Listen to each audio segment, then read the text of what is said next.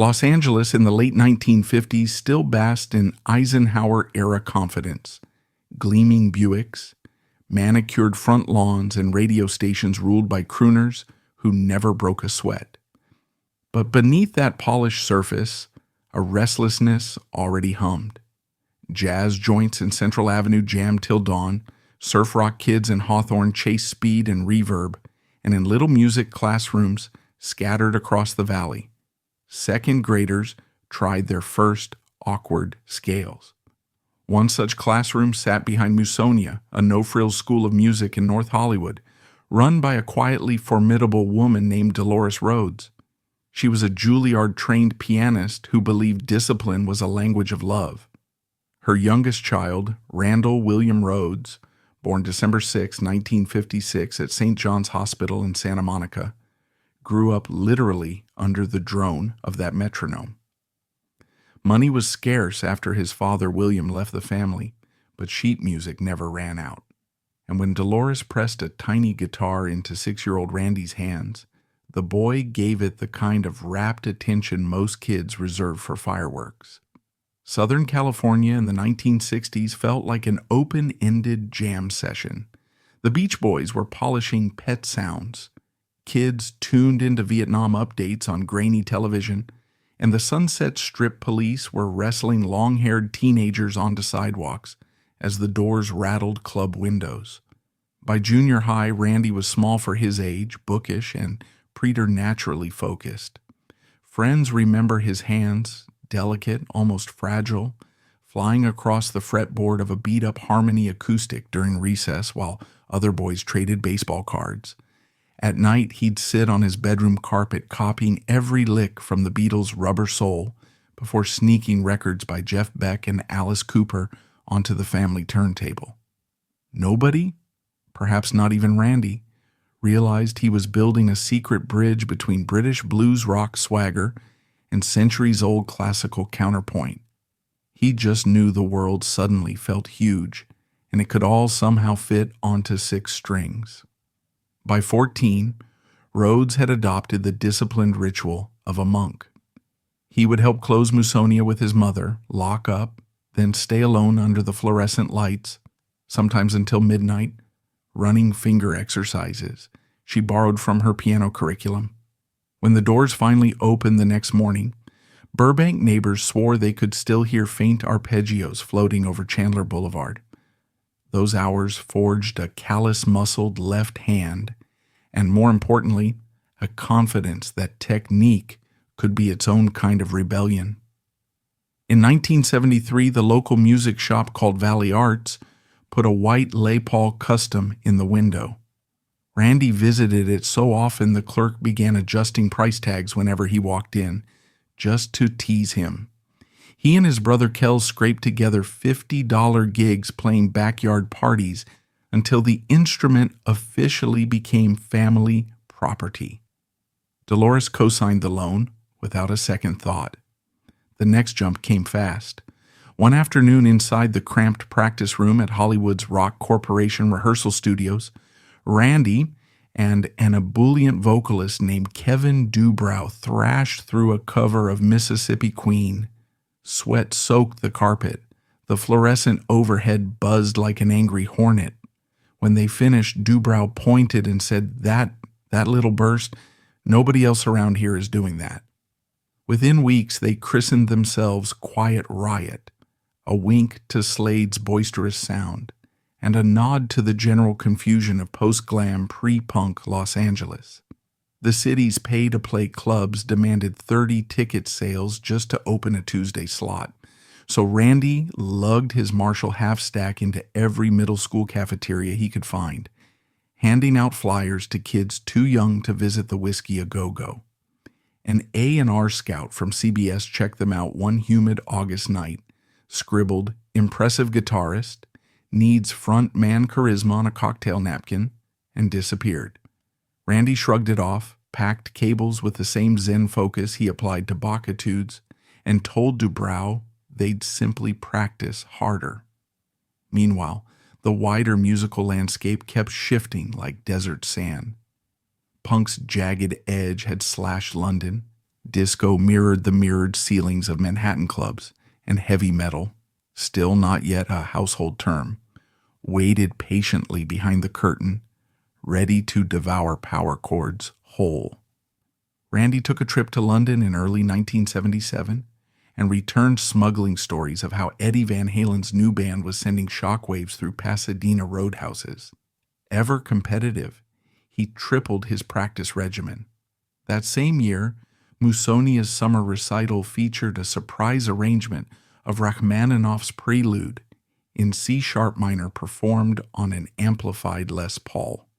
The elderly parents in the front row were unsure whether to applaud or call the authorities. Dolores simply smiled. She'd always insisted that boundaries were merely suggestions. Opportunity often sneaks in through the side door, and in 1979 it knocked wearing a battered bowler hat and smelling faintly of stale whiskey. John Michael Ozzy Osbourne, recently fired from Black Sabbath, had flown from Birmingham to Los Angeles with manager Sharon Arden to assemble a new band. The fallout from Sabbath had left him depressed, chemically wrecked, and apparently convinced that salvation lay somewhere at the bottom of his minibar. Gary Moore, Michael Schenker, and dozens of capable shredders had been shortlisted, but nothing clicked. Too flashy, too slow, too same old. One late September afternoon, Ozzy half-dozed on a sofa at the studio of bassist Dana Strum.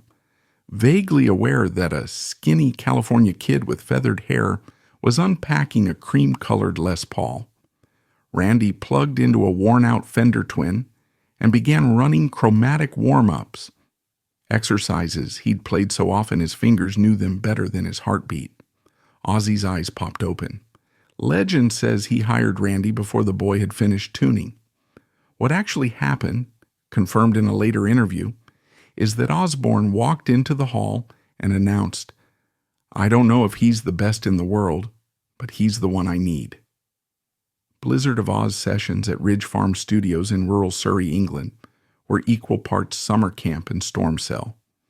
Randy spent mornings layering Baroque-style guitar harmonies in the dairy barn turned tracking room, evenings dissecting Pachelbel canon variations on nylon string, and nights consoling an increasingly volatile singer who woke from nightmares convinced he had ruined his second chance.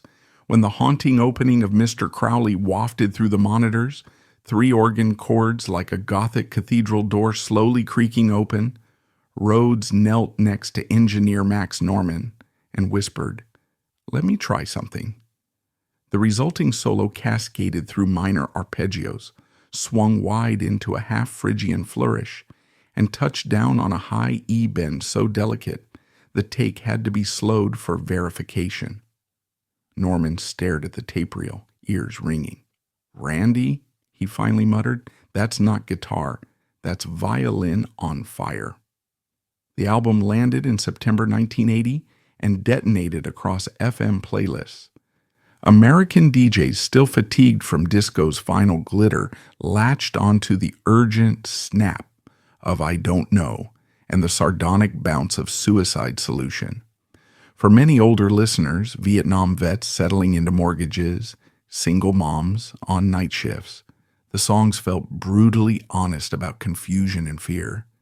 But it was Randy's playing, equal parts youthful nerve and centuries-old discipline, that made them listen twice.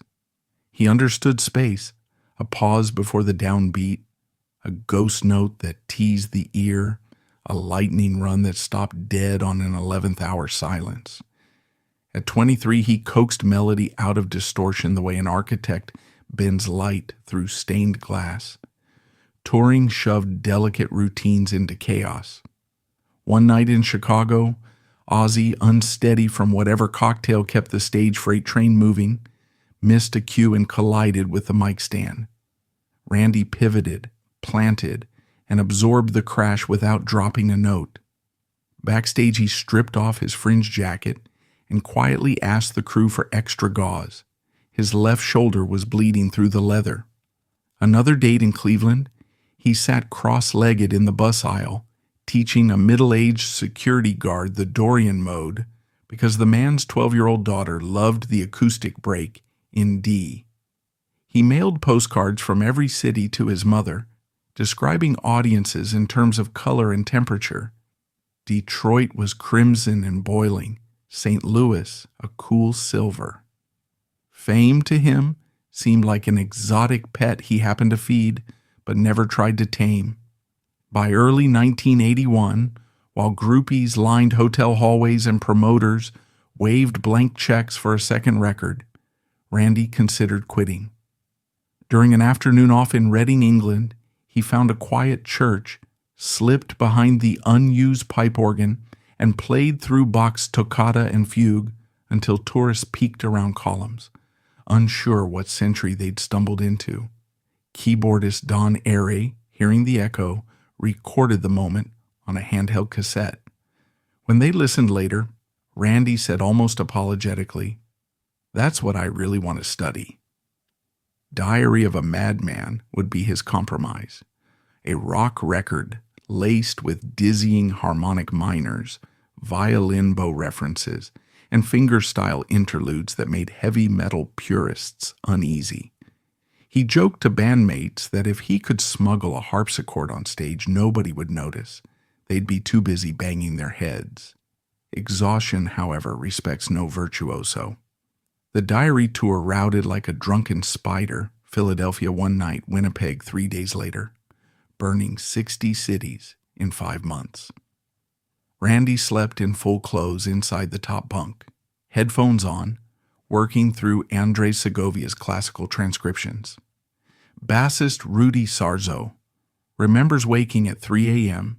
to the whisper of nylon strings mixing with the diesel rumble. He practiced like his next breath depended on it, Sarzo would say. Yet for all his discipline, Randy never preached. If the crew cracked open beers at load-in, he joined with a polite sip, then drifted off to fine-tune a diminished seventh run. He lived inside the music until the outside world felt like an interruption. Personal moments slipped by in unguarded fragments. After a show in Kansas City, a middle-aged veteran limped backstage on crutches, clutching a newly bought Les Paul copy. He told Randy he'd lost a leg in NAMM and had given up music until he heard the solo on Revelation, Mother Earth. Randy signed the guitar, handed over his own practice tape of scales, and wrote his home phone number just above the volume knob. The man called weeks later, weeping because he'd finally nailed the intro to Crazy Train. Rhoads listened patiently, offered to send more exercises, and asked about the weather in Topeka. Those rare phone calls, his mother would later note, lasted longer than most of his newspaper interviews. Even the infamous hard party image surrounding the Blizzard crew left him largely untouched. Hotel legends, from bat-biting stagecraft to televisions flying out of windows, spiraled around him while he quietly tuned a dobro in the corner. Sharon Arden once dragged him into an empty dressing room and demanded he at least pretend to be less saintly for the sake of band camaraderie. Randy laughed, stole a swig of Jack Daniels straight from Ozzy's bottle, grimaced like a kid tasting cough syrup, and walked back to the hallway where a teenage fan waited with an album to sign. Beneath that gentle patience, however, a stubborn anxiety brewed. He feared repetition more than failure. He confided to drummer Tommy Aldridge that the second he felt he was repeating himself, he would go back to school, maybe GIT or UCLA, study composition properly. The prospect of unending tour cycles gnawed at him. Constant late buses, half-remembered motel rooms, the claustrophobia of fame. He began asking Sharon in hushed post-show chats about contract terms, what might happen if he took a semester off. She nodded understandingly, but management gears had already spun too fast to allow gentle exits. With Flying High Again climbing the charts, Columbia Records wanted another video, MTV wanted exclusives, and promoters dangled a European stadium run. Randy packed his classical guitar anyway. Between Louisville and Knoxville, he jury-rigged a portable practicing rig, nylon string body, fitted with a cheap piezo pickup plugged into a tiny orange battery amp, volume barely above the drone of highway tires. That brings us to an oddly serene dawn outside Leesburg, Florida, on March 19, 1982. The band bus had slogged overnight from Knoxville, finally pulling onto the property of Flying Baron Estates, a small airstrip owned by country singer Jerry Calhoun, so the driver could grab mechanical parts at a nearby shop. The main house, a rambling Spanish-style structure, offered showers, coffee, and a brief taste of stillness. Crew members stretched on the lawn. Ozzy, exhausted, rolled back into a bunk. Randy looked almost relieved. He told keyboardist Don Airy he planned to call his mother after breakfast, maybe squeeze in an hour of Baroque studies before soundcheck in Orlando. He laughed about how fans kept shouting for longer solos. He wanted shorter ones, melodies you could hum. Down the gravel drive sits a battered Beechcraft Bonanza, the kind of single-engine plain crop sprayers use, more farm tool than airliner.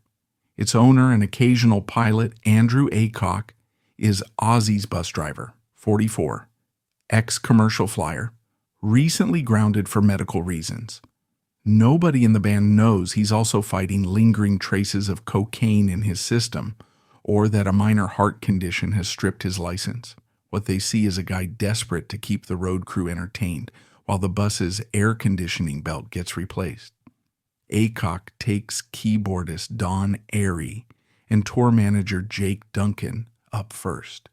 They circle twice, buzzing the sleepy farmhouse at barely 70 feet, waking Rudy Sarzo, Sharon Arden, and half the crew. Randy watches from the front porch, coffee cooling between both hands. He hates flying. Once told his mother he'd rather drive through the Rockies in winter than trust a propeller. But curiosity wins. Rachel Youngblood, a 60-year-old seamstress everyone calls mother, teases him. "Come on, baby. I'm older than your mama. If I'm going, you're going." Randy finally shrugs, straps on a borrowed pair of Ray-Bans, and follows her to the plane. As he climbs aboard, he brings a new Kodak-y Instamatic camera he's been using to document tour life for his scrapbook. Crew members later find the shattered plastic shell near the wreck, a roll of undeveloped film still inside. Whatever shots he took, maybe the sun over Lake Harris, maybe Rachel's nervous laugh, have never been printed. At 9:07 a.m., the Bonanza lifts off. Don Airy, standing near the bus, sees it bank hard right, then dive. One wingtip clips the rear bumper of the sleeping bus, shearing metal like foil. The fuselage cartwheels into the estate's main house, explodes, and disappears beneath a plume of black smoke that looks surreal against the cloudless sky. The entire sequence lasts less than 20 seconds, shorter than the opening scream of Crazy Train. Eyewitness accounts splinter here. Some recall Aycock making a third buzzing pass, trying to scare the crew. Others believe he lost control while showing off. One theory, quietly passed around law enforcement files, but never proven, suggests he hoped to crash into the bus deliberately, murdering his estranged wife, who slept inside. Toxicology later confirms cocaine, but no alcohol. The National Transportation Safety Board settles on low-altitude misjudgment during an unauthorized flight, aviation's polite term for reckless joyriding. What remains uncontested is that Randy was sitting behind Aycock, seatbelts loose, hands braced against the roof, no chance to even scream. Inside the smoldering shell, investigators find anything metal melted, anything wooden charred. Randy's white 1974 Les Paul Custom, the one his mother co-signed years earlier, is a twisted black ribbon. Firemen carry 3 bodies to the lawn, sheet them, then tape off the area. Ozzy stumbles barefoot among paramedics, screaming Randy's name until an EMT sedates him. Sharon phones Dolores Rhoads at Musonia. The line goes silent. Then Dolores asks, "Was he alone?" Her first instinct as a mother and musician. She later says she imagined him somewhere practicing scales, not dead in a field. Funerals can feel like the greatest hits compilations of grief. Randy's, at the First Lutheran Church of Burbank, draws hundreds. Classmates, local guitar students, members of Quiet Riot. Still unsigned in America but loyal to the bones. Along with Ozzy, Sharon, and even guitar rival Eddie Van Halen, slipping quietly into a pew. Untold detail number 2. Dolores slips a small blue ribbon inside the casket, a reward Randy won in 3rd grade for Most Improved Musician. She places it under his right hand, proof, she later says, that progress mattered more than fame. Now the story moves backward to make sense of everything that brought him to that runway. Personal relationships first. Dolores, of course, stands tallest. She wasn't merely a supportive parent, she designed his regimen. She once taped pennies to his fingernails to force proper hand posture, then let him trade those pennies at the corner store for candy only after a flawless recital. Kelly, Randy's big brother, played drums in an early family trio they called Violet Fox. He recalls Randy at 9, waking him at dawn to work out a new chord voicing before school. That brotherly patience came full circle when Quiet Riot formed. Kelly would set up Randy's gear, tune the white Les Paul, and vanish behind a curtain just to watch. He dated a local hairdresser, Jody Raskin. Through most of 1981, they met at Starwood, a West Hollywood club, when she complimented the lace cuff on his velvet jacket. On off days, he mailed her music theory flashcards. A private joke. Circle of Fifths is more romantic than roses. She visited England during the diary sessions and later revealed that Randy spent their only sightseeing day hunting church acoustics so he could test how natural reverb affected harmonic minors. She called him my absent-minded professor. Mentorship flowed both directions. Even at 22, he was already teaching. Before the Blizzard tour, he kept Friday mornings open for a 10-year-old prodigy named Michael Hartman, who drove 90 minutes with his father for half-hour lessons. Hartman recalls Randy waving away payment if the boy could play scales at 120 beats per minute cleanly. That confidence, Hartman says, made me believe music wasn't a hobby but a life. Of course, there were shadows. Kevin Dubrow, Randy's Quiet Riot bandmate and unofficial big brother, felt abandoned when Randy left for Ozzy. Their last phone call days before the crash rings with regret. Randy told Kevin he wanted to write together again, maybe produce a Quiet Riot record full of harmony guitars, like Thin Lizzy. Kevin wept at that memory later, admitting he never got to say, "I forgive you." Two dominate fan forums decades later. The plane crashes first. Conspiracy buffs argue Aycock maneuvered intentionally toward the bus. A few claim Randy tried to wrestle the yoke, citing scratches on the pilot's wristwatch face. Official files list those marks as thermal fracturing. Rudy Sarzo stands by a quieter truth. Randy likely froze, hating flight, hoping the stunt would end. The second debate revolves around songwriting credits and the Diary of a Madman reissue. Original bassist Bob Daisley and drummer Lee Kerslake wrote large chunks of both albums. When Sharon re-released them in 2002, she replaced their tracks with new sessions, allegedly to avoid royalty disputes. Purists argue the remix diluted Randy's legacy. Sharon counters that legal wrangling tarnished his memory first. The irony? Randy once told an interviewer, "Be fair to everyone. You never know who keeps you honest." Years later, after a legal battle, Sony restored the original mixes, and the royalties resumed. Nobody truly won, but fans finally heard Randy's parts in the rooms where they bloomed. Within weeks of his death, Ozzy considered quitting. Instead, he recorded Bark at the Moon, its title track a howl for lost friends.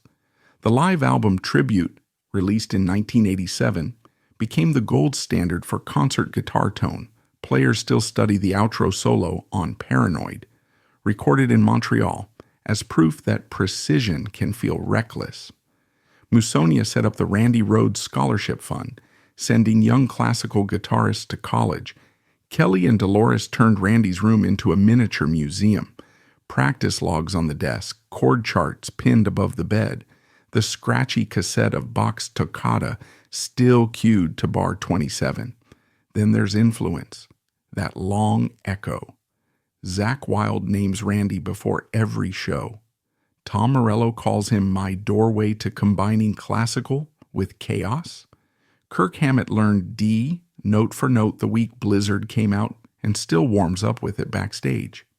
In 2019, 37 years after his funeral, the Rock and Roll Hall of Fame honored Randy with its Musical Excellence Award, placing him alongside Ringo Starr and Nile Rodgers. Quiet Riot, finally signed after Metal Health went #1, opened each encore with a stripped-down version of Goodbye to Romance, Dubrov's voice cracking on the last chorus. Hidden fact number 3, Andres Segovia, the 90-year-old godfather of modern classical guitar, had indeed replied to Randy's inquiry. A letter dated February 12, 1982, invites him to a Madrid seminar in June. That letter arrived at Musonia 10 days after the crash, returned to sender, marked across the envelope. Dolores kept it in a glass frame, a reminder of the chapters Randy was already writing in his mind. So what do we take from all this? Maybe that genius isn't always tortured. It can be polite, disciplined, almost shy. Maybe real rebellion looks less like hotel room wreckage and more like smuggling Bach into a metal solo. Maybe influence isn't measured by how long you stand on stage, but how deeply you make people listen. Randy Rhoads logged just 6 arena tours, 2 studio albums, and 25 short years on Earth, yet entire genres still chase the sweet sting of his vibrato. And that's all for today's video. If you like this video, hit that thumbs up, let us know your thoughts in the comments section, and subscribe so you won't miss out on future uploads. See you next time.